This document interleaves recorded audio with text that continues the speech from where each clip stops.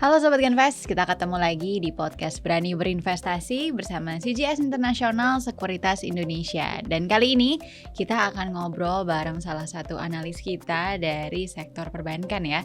Ada Owen Sebastian. Halo. Halo, selamat siang ya Dan. Lagi banyak gak kerjaannya? Ya, lumayan sibuk lah dari banyak resultnya dari monthly result perbankan. Jadi lumayan lah.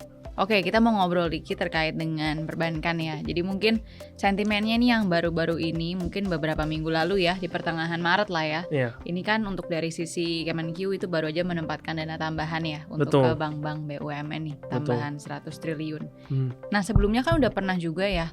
Itu bedanya tuh apa sih, Owen? Nah, kan yang pertama kali ditaruh penempatan dana salnya itu kan di bulan September ya, sekitar 200 triliun. Kalau yang di pertengahan bulan Maret ini perbedaan utamanya kan dananya lebih kecil ya 100 triliun. Tetapi selain itu juga ada perbedaan di tenor dan bunganya. Kalau yang di bulan September itu awalnya bunganya itu adalah 80% dari suku bunga Bank Indonesia atau sekitar 3,2% dengan tenor 6 bulan ya. Sedangkan yang sekarang yang baru itu tenornya hanya 1 bulan. Dan bunganya itu di kisaran 4,5%. Oke, nah kalau misalkan dari tahun lalu kan disuntik 200, berarti totalnya kan 300 ya? Betul. 300 triliun rupiah. Sebenarnya dampaknya tuh yang dari yang tahun lalu udah ada belum sih? Udah kelihatan belum sih? Nah, untuk dana yang 200 triliun yang awalnya itu, dampaknya tentunya udah terlihat ya. Jika kita analisa hasil perbankan di kuartal 4 itu dan 2 bulan pertama ini kita bisa melihat bahwa cost of fund bank-bank BUMN turun lumayan besar ya sepanjang kuartal 4 dan 2 bulan pertama ini. Jadi kita juga mengharapkan bahwa walaupun emang bunganya lebih besar dari yang 200 triliun di bulan September tersebut, tapi harusnya bisa tetap membawa dampak positif terhadap funding cost untuk bank-bank BUMN tersebut ya. Oke, meskipun tenornya emang lebih pendek dikit ya. Betul. Oke. Nah, mungkin kalau kita beralih dari yang tadi ya, yang sentimen likuiditas perbankan. Nah, ini kita mau coba ulik terkait dengan dividen. Karena baru-baru ini kan 2 saham big banks ya, itu baru bagiin dividen ya. Iya. Itu BCA sama BNI. Iya, betul. Nah, ini 2 sisanya gimana nih, Owen? Menarik gak sih? Nah, kalau dari sisi kita sih masih menarik ya. Kita expect Mandiri itu untuk membagikan final dividend sekitar 320 perak atau sekitar 6,9% dividend yield-nya.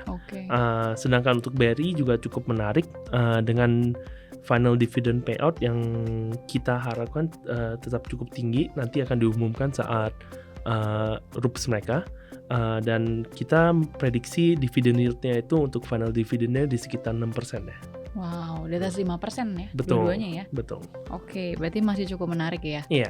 Kayak historical tuh sebelum masih di semester 1 kan ya? Iya. Oke, berarti itu jadi sentimen yang cukup oke ya? Iya. Untuk jangka pendek. Nah mungkin kalau kita lanjut lagi, emang kan harga saham bank bisa dibilang lagi koreksi ya? Iya. Year to date dari mungkin tahun lalu ya, ini cukup berasa sih penurunannya. Nah sebenarnya kalau misalkan kita perhatiin lagi kan udah mulai ada buyback ya dari saham-saham perbankan. Nah tapi sebenarnya kalau secara kinerja itu untuk kalian nih ngelihatnya untuk dari prospek kinerja itu momentum saham perbankan lebih oke di semester 1 ini atau di semester 2 nanti sih? Nah ini cukup menarik ya pertanyaan. Soalnya kalau menurut kita itu untuk industri perbankan mungkin lebih menarik di first half 2026 ini ya.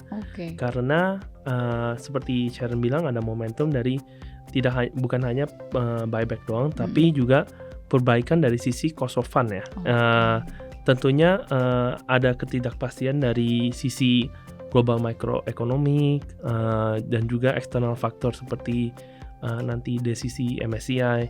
Tapi menurut kita semuanya, jika semuanya sudah lebih tenang, itu akan menjadi turnaround sentimen positif ya untuk sektor perbankan dan untuk satu kapital Indonesia mungkin ya. Berarti emang di semester 1 ini ya, yang betul. Cukup menarik ya. Nah kalau untuk rekomendasinya apa nih, Owen? Untuk dari sisi kita sih topik kita masih Bank Mandiri, Bank Negara Indonesia dan juga Bank BCA ya.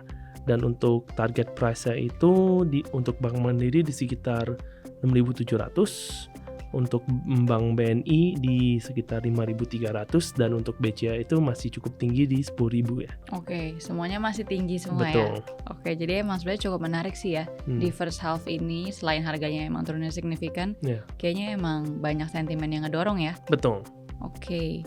Nah mungkin itu aja. Thank you Owen udah join dan sharing-sharing. Mungkin Sobat Genvest itu aja untuk di sesi kita kali ini. Mungkin jangan lupa dicatat juga untuk target harganya tadi. Nah kita udahin dulu, sampai ketemu lagi di podcast Berani Berinvestasi di episode-episode selanjutnya. Jangan lupa untuk like, komen, dan subscribe YouTube channel kita di CGS International Sekuritas Indonesia. Kalau nggak mulai dari sekarang, kapan lagi? Bye-bye. Bye.